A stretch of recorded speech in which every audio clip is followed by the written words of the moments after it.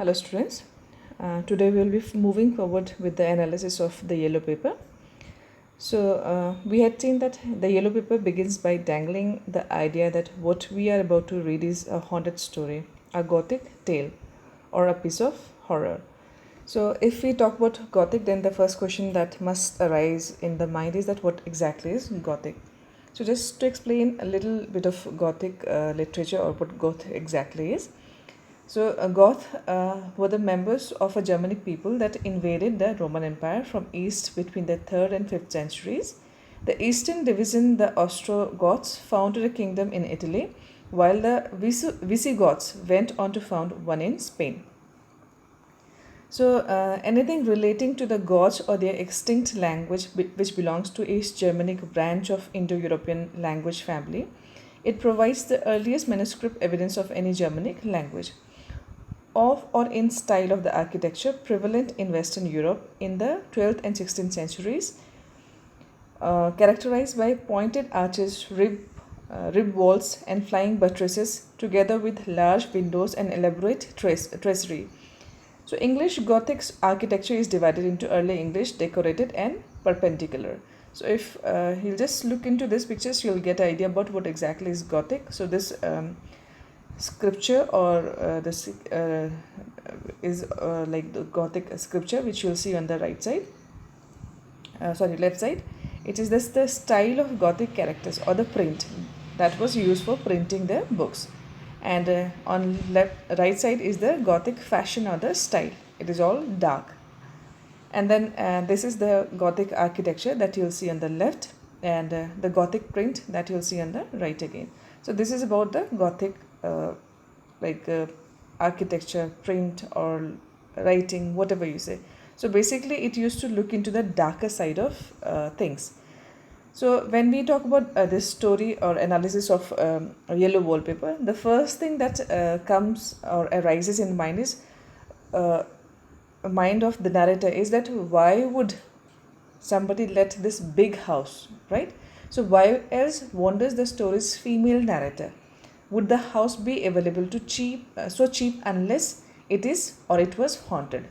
And why had it remained unoccupied for so long?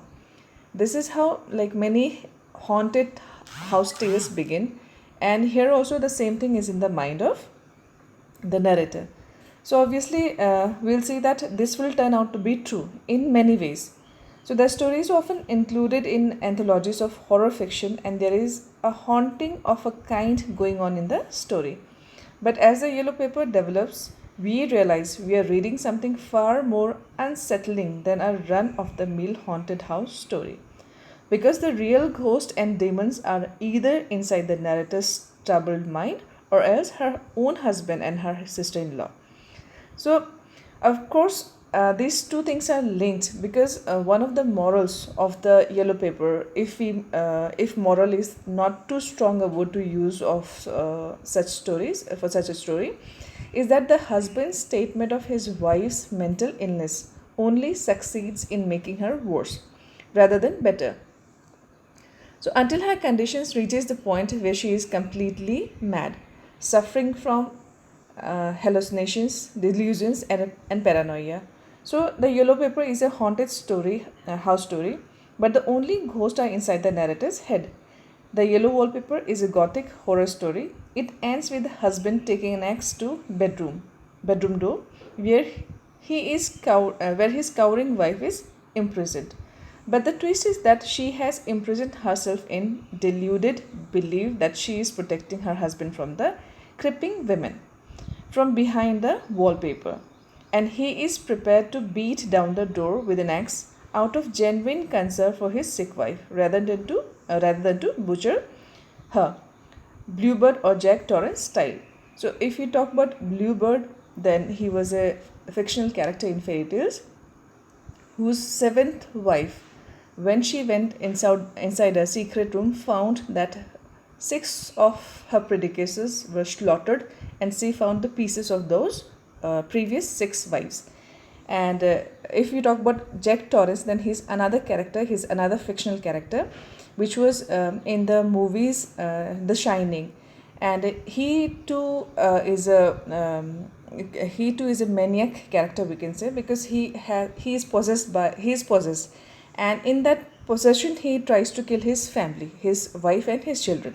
So in the end we see that John is going with the axe, but here the intention was not to kill his wife, but obviously he genuinely wanted to save or protect his wife. Now,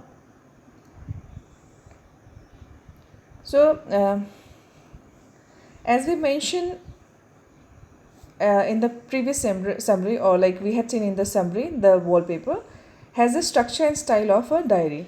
This is in keeping with what the female narrator tells us, that she can only write write down her experience when her husband John is not around, because he doesn't want her to write. As John feels that if she will write, then it will overexcite her. But it also has the effect of shifting the narrative tense from the usual past tense to the more unusual present tense. So the style also speaks a lot about the things which were going inside the mind of the character. So only 1 year separates the Yellow Paper from George Egerton's first volume of short stories, which made similarly pioneering use of present tense narration in order to depict female consciousness. So this has got something very important related to the consciousness of the writer or the narrator who is narrating the story. So that could have been done in the past tense, or like in a sort of narrative tone. But instead of doing that, the writer Gilman has preferred to write it as a diary, present it in the form of the diary to show the mental condition of the female character. So Ruth Robbins has made the argument that the past tense or the perfect tense is unsuited to some modes of fiction because it offers the perspective that leads to judgment. I hope you got the point here. So because events have already occurred, we feel in a position to judge the character involved. So that is what the writer did not want us to do. That means she did not want us to judge the character. That's why she has written it in a diary form, so that we could observe or see or be part of that development, daily development, which is taking inside the narrator. So present tense narration deters us from doing this so readily for two reasons. First, we are thrown in amongst the events, experiencing them as they happen almost, so we feel complicit in them.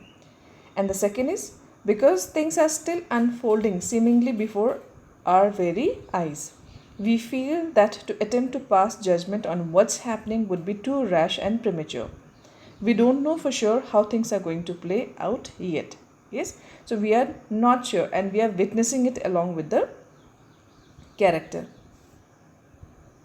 So given that Gilman is writing about a mentally unstable woman being mistreated by her male husband, and therefore given his profession by medical world too, so her decision to plunge us headlong into the events of the story encourage us to listen to what the narrator is telling us before we attempt to pronounce on what's going on.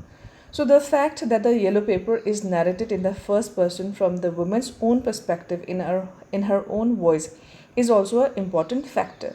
The only access we have to her treatment or mistreatment and to her husband's behavior and personality is through her.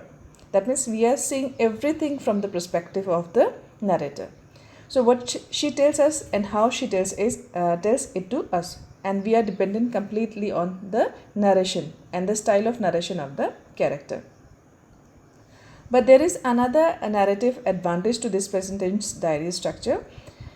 We as readers are forced to appraise everything we are told by the narrator and scrutinize it carefully, deciding whether we are being told the whole story or whether the narrator, in her nervous and unstable state, may not be seeing things as they really are.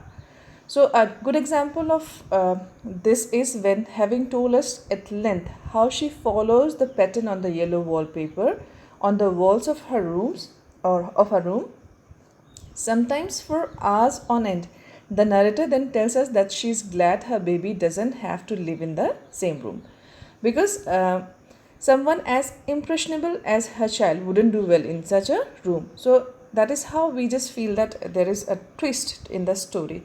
So the dramatic irony which the narrator cannot see but which we tragically can is that she is every bit as impressionable as small child and the yellow paper. So and more broadly, her effective in incarceration is clearly having a deleterious effect on her mental health. That means she is being affected every day by that yellow paper. So we must, or you must have observed while you were reading the story that at one point of time she asked her husband to tear off or strip off the paper from the room. But later she says that it's okay because I just can't go on demanding things from my husband.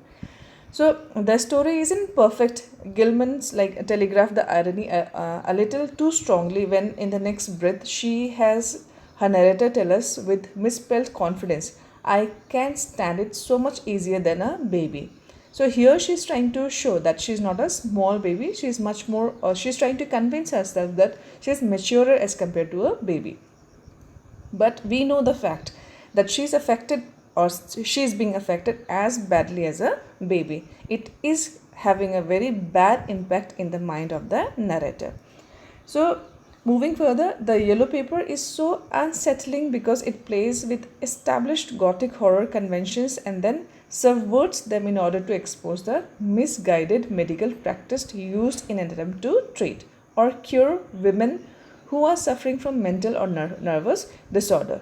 So it has become a popular feminist text about the male mistreatment of women, partly because of the villain, the narrator's husband John, is acting out of genuine, yes, belief that he knows what is best for her.